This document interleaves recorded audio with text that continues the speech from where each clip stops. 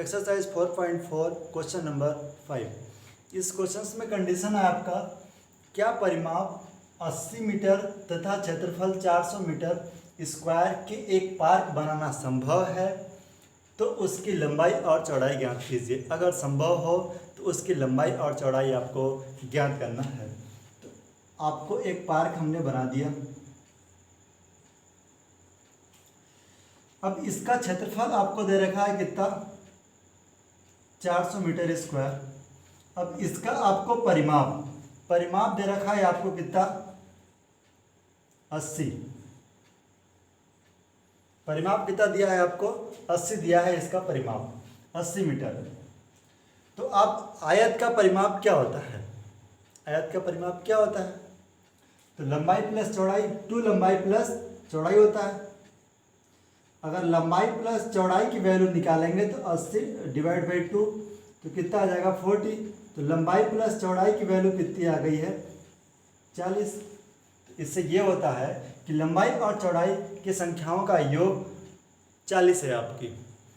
मतलब अब हमने क्या करे हैं, इसको माना है पार्क की लंबाई, इसकी हमने लंबाई x मान लिया तो चौड़ाई कितनी होगी इसकी, 40 माइनस x होगी।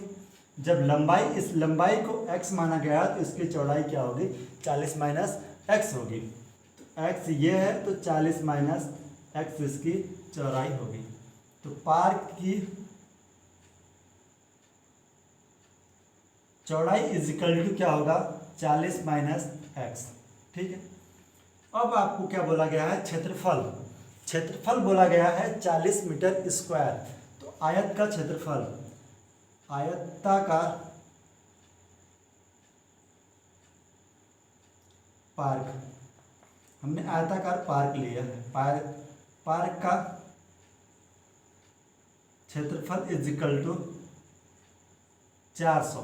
कितना दिया आपको, 400। क्षेत्रफल क्या होता है, लंबाई इंटू चौड़ाई, लंबाई इंटू चौड़ाई। तो क्षेत्रफल लंबाई इंटू चौड़ाई क्या है, x into 40 minus x is equal to 400। ये है तो x इसका इंटू कर दीजिए आप इसके अंदर, इसका इसके साथ इंटू कर देंगे तो 40x minus x square is equal to 400, ये होगा। अब क्या करेंगे, इस वैल्यू को इस पर ला दीजिए और इसको सीक्वेंस में लिख दीजिए, minus x plus 40x minus 400 is equal to 0। Minus के फॉर्म में है तो माइनस सभी का क्या कर दीजिए आप, इंटू कर दीजिए। तो एक्स स्क्वायर प्लस वाला माइनस हो जाएगा, 40x plus 400 is equal to 0। अब क्या बोला गया है, अगर यह परिमाप और क्षेत्रफल बनाना संभव है तो इसकी वैल्यू ज्ञात करनी है। अब इसको संभव चेक करना है, अगर वास्तविक मूल्य आ रहा है तो आप इसको हल कर सकते हैं। तो इसको चेक करने के लिए आपको विविधकर मेथड्स लगाने पड़ेंगे। द्विघात समीकरण, तब द्विघात समीकरण ax square plus bx plus c is equal to 0 से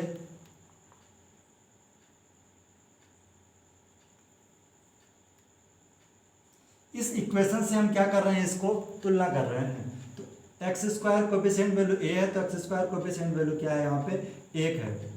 तो a इज इक्वल टू 1 और b इज इक्वल टू -40 और c इज इक्वल टू 400, ये दे रखा है वैल्यू आपको। अब क्या करेंगे आप, विविधकर मेथड्स लगाएंगे। इसको हम रफ कर दे रहे हैं। a इज इक्वल टू 1 और b इज इक्वल टू 40 और c इज इक्वल टू 400। विविधकर क्या होता है आपको methods, d is equal to B square minus 4ac, d is equal to B square minus 4ac, B square minus 4ac। तो B square की value क्या है आपके पास, b की वैल्यू 40 का स्क्वायर माइनस 4 इंटू ए की वैल्यू 1 है, सी की वैल्यू 400 है।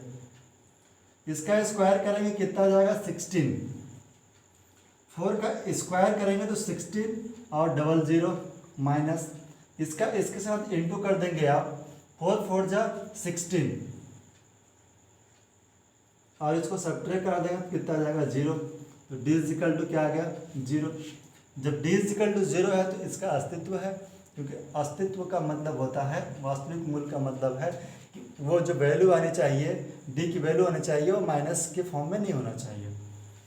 तो आप लिख सकते हैं अतः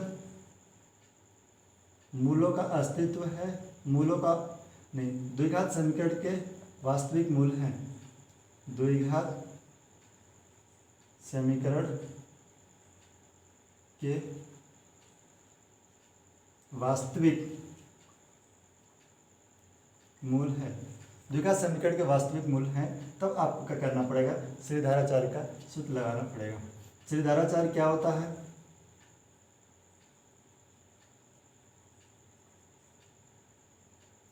x is equal to minus B plus minus root के फॉर्म में D divide by 4ac sorry 2a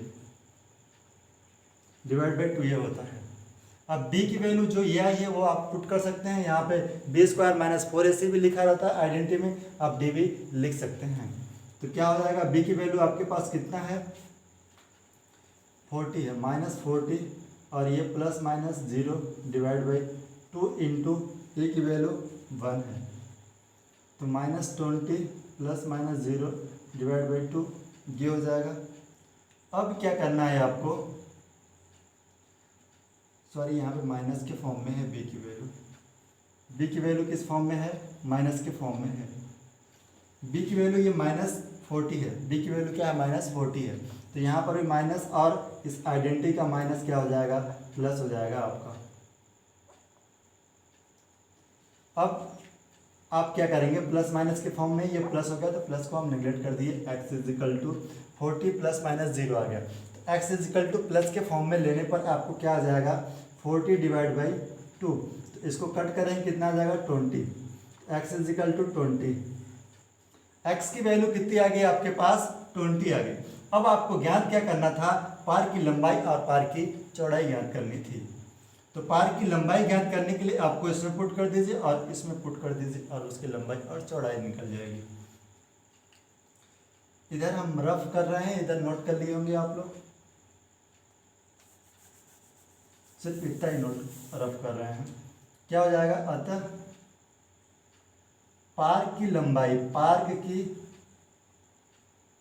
लंबाई इज इक्वल टू x है तो कितना आ जाएगा 20, और पार्क की चौड़ाई, पार्क की चौड़ाई is equal to 40 minus x, तो 20, 40 माइनस एक्स है तो 20 इज इक्वल टू 20। पार्क की लंबाई और चौड़ाई दोनों क्या आ गई, इक्वल आ गई। इस टाइप से आपको इस क्वेश्चंस को अटेंड कर लेना है। Thank you for watching my video.